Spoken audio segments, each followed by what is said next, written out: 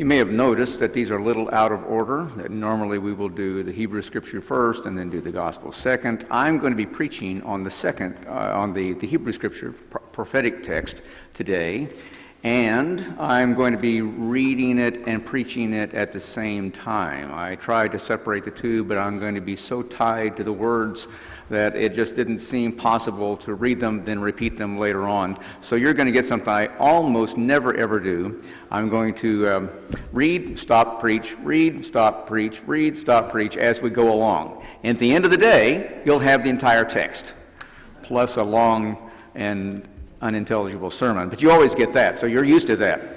That won't change any. The text that I'm going to be reading is not the one that's printed in your bulletins, but it's the alternative reading for this week, and that is one that comes from the prophet Habakkuk. And I've got to say, when I was growing up, I never knew what an Habakkuk was. It's only got 3 chapters, and scholars are not sure that last third chapter was actually written by Habakkuk in the first place. So it may be the shortest book in the entire Old Testament. We don't know, but it's possible that it is.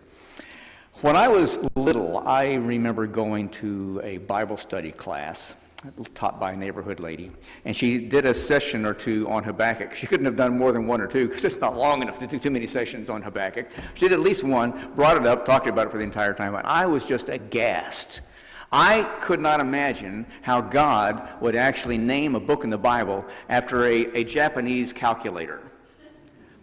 You know what I'm talking about? The abacus, the beads and the numbers on the strings. And I was sure that somehow, if I read this book, I'd figure out how to add and subtract, multiply and divide better. That must have been the topic of that book, and it is not. I was just wrong on that.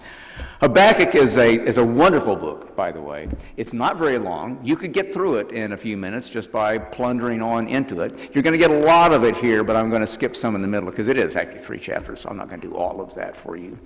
But it is perceptive and insightful and in many, many places painful.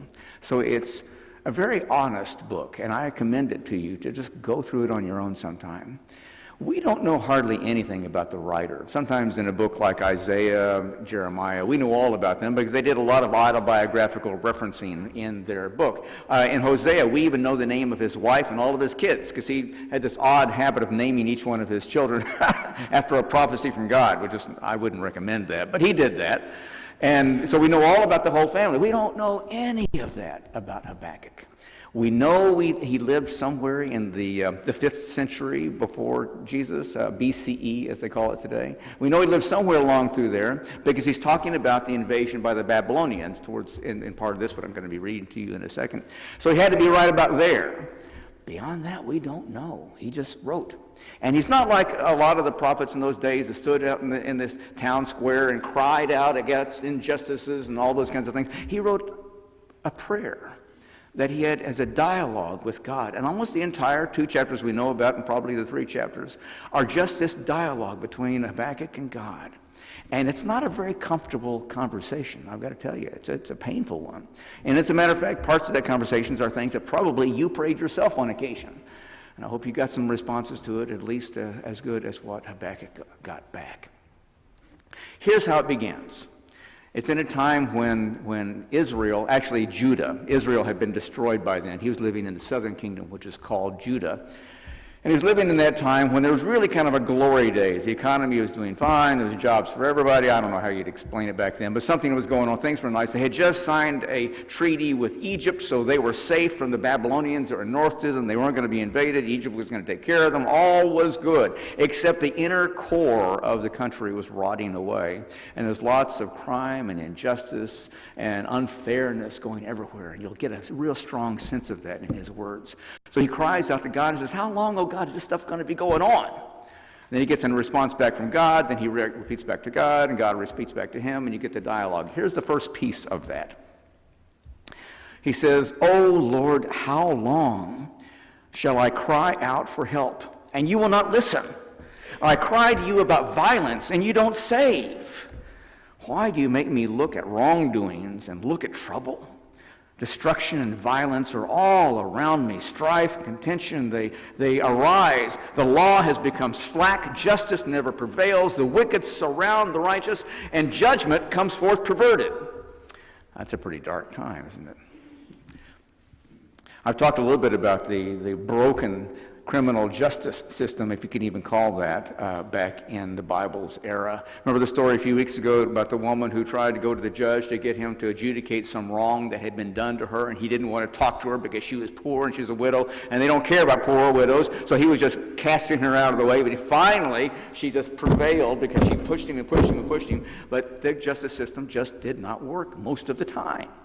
A lot of corruption, a lot of oppression. Remember my telling again in another story a few weeks ago about one of the ways that the rich got richer, and the rich were really richer in those days, just a pinpoint. We talk about the 1% that owned something like 65% of all the wealth in America, which, by the way, is horrible.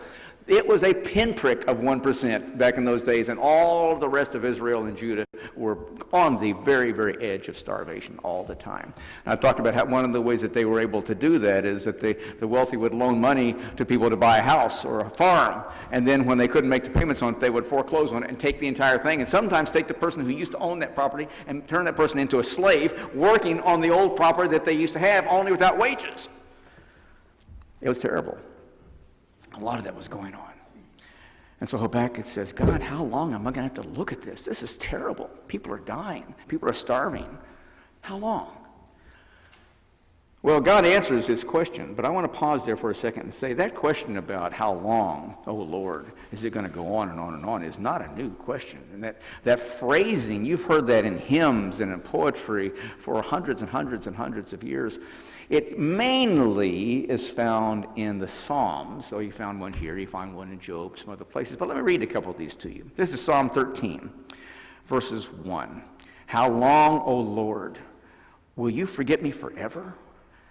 How long must I bear pain in my soul? How long I have this sorrow in my heart all day long? How long will all of my enemies do well and I fail? Psalm 35 says, how long, O Lord, will you look on at what's happening? Rescue me from these ravages. And then, O God, I will thank you in the great congregation. And then this one finally from Psalm 6, be gracious to me, O Lord, for I'm languishing. Feel this guy's pain. It's pretty severe. Lord, heal me. My bones are shaking with terror. My soul also is struck with terror. How long, O Lord? If you haven't ever asked that question, you probably should. If you haven't ever asked it, you probably know someone who has, because that kind of question is the human question about how we live and suffer and get through it. It's the question that comes up a lot, isn't it? God answers Habakkuk's prayer, but not in a way that was very comforting. He says, watch, look around, because I'm doing a great thing in your midst. And he was actually rounding up all the Babylonians who Judah didn't think was going to be invading, and they did. And they will come through and they'll right all those wrongs. Well, that happened. Then there's a big gap in the poem. And when they did actually arrive, and they went through and they pillaged and plundered and slaughtered tens of thousands of people. And so Habakkuk writes back to God and said, God, that cure you sent us was a little harsh. Much worse. Those that stopped the wrongs in our country were far more evil than those that they were punishing. God, how long is this going to go on? Finally, and I will read this part to you, in the second chapter, verses 1, 2, and 3, and 4,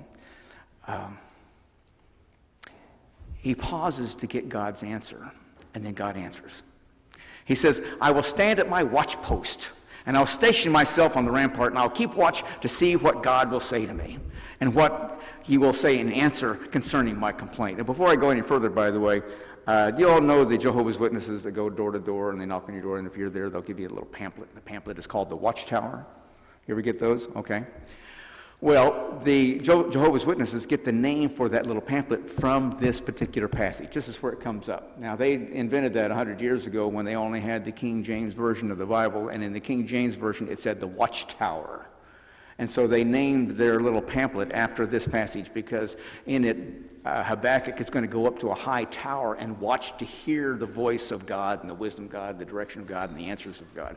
So that's actually very clever kind of a title. I don't always agree with the things that the Jehovah's Witnesses believes, but I think they stole a wonderful title for their pamphlet. I will stand at my watchtower and station myself to keep watch to see what God will say to me.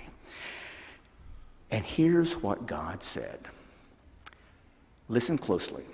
That's not what it says. I'm saying that. When I speak in a second, listen closely. The Lord answered me, Habakkuk says, and the Lord said, write this vision. Make it plain on tablets, so plain that a runner may read it. So it's so big that someone running by as fast as they can could see those words. This is important. Make these tablets and the writing on it very, very plain. For there's still a vision, there's still an appointed time. It speaks of the end. It won't lie. If it seems slow, wait for it. For it will surely come. And here's the most important line, and the hardest to understand. He says, look around at those who are proud. Their spirit is not right within them. But the righteous people, will live by their faithfulness. Did you catch that? By the way, did you recognize the Apostle Paul in that line a little bit? Paul stole that line and uses it all through his letters. He says the righteous will be saved by their faith, which is not quite the same thing. But this is the root of that line that Paul uses a lot. In Habakkuk, it means this. It means things may be horrible. The times may be tough. There may be death and destruction everywhere. Your village may be bombed like Aleppo and Mosul, and your loved ones may be passing away. And you may be suffering yourself by a disease or oppression or some kind of a life that is just damaging to your soul. Something awful is always going to happen to all of us eventually. He says, okay, with that, nonetheless, those that are righteous, and the word righteous doesn't mean somebody who has got a stiff back and is always self-righteous against you. Righteous means those people who are totally in one with the one that created them. Being righteous means that you feel the presence of God in your spinal cord. Those who are righteous are going to be able to live if they continue to be faithful. They'll live by their faithfulness. The faithfulness here in this sense means stick-to-itedness. The faithfulness means never giving upness. Is that a word? But you know what it means. It means always maintaining your faithfulness. If you do that, you'll live. Now, horrible things may happen. Terrible things may happen to you, around you, to others, but your soul will always survive. And I don't mean just in the afterlife, and wonderful as that is. I mean in this life, because some people feel like their whole soul just died. They've been through so much that they can't go on any longer. And God's saying that just is not true. If you maintain a relationship with a God who brought you here and created all that is, if you have that kind of steadfast faithfulness, then your soul, your uprightness, your goodness, your life will survive. You'll still die, but until then and beyond then, you will still be buoyant. You do not have to let the destruction, the death, the evil, the pain, the sorrow, the suffering around you determine how you feel towards life. It doesn't have to be.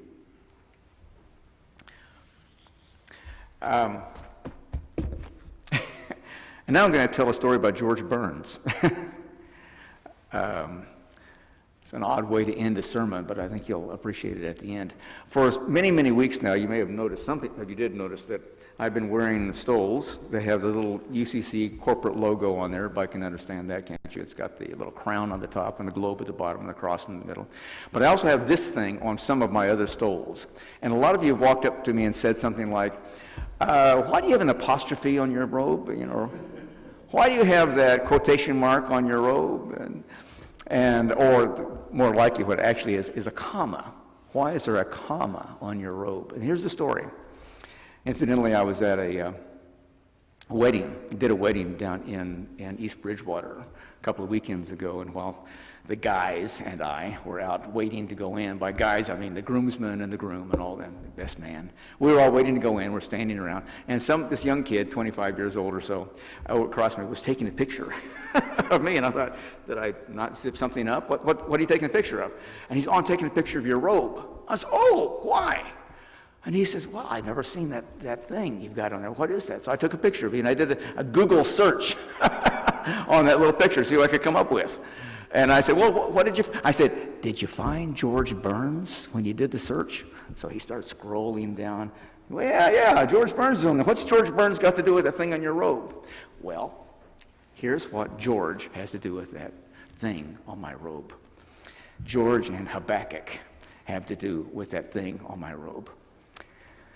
Some of you, I'm sure everybody knows who George Burns is. He and his wife Gracie were a comedy act for decades and decades and decades and decades. Did a wonderful thing. George always played the kind of droll straight man, and she always played the flighty, brainless one who said these funny things, which is interesting, by the way, because she's Phi Beta Kappa, a brilliant woman, but she knew how to play stupid in a funny way better than almost anybody around. It's a wonderful act they had going together. Well, as you know, she passed first, and she passed after a long and terrible illness. And toward the end of that, George Burns tells this story. He tells a story about the end of that. When she was about to go, he came up to her and said, I don't think I can go on after you're gone. I don't think I can do it. This is just too much. I can't have lived with someone and loved her with all of my heart, my mind, and my soul for 60 years and then survive. I can't go on.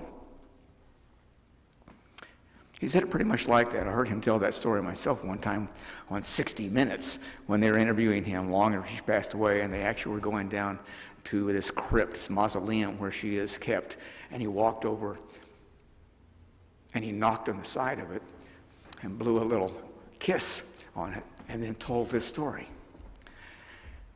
He said after he had decided that he would not be able to go on, Gracie said to him these words. She said, George, never put a period where God has put a comma.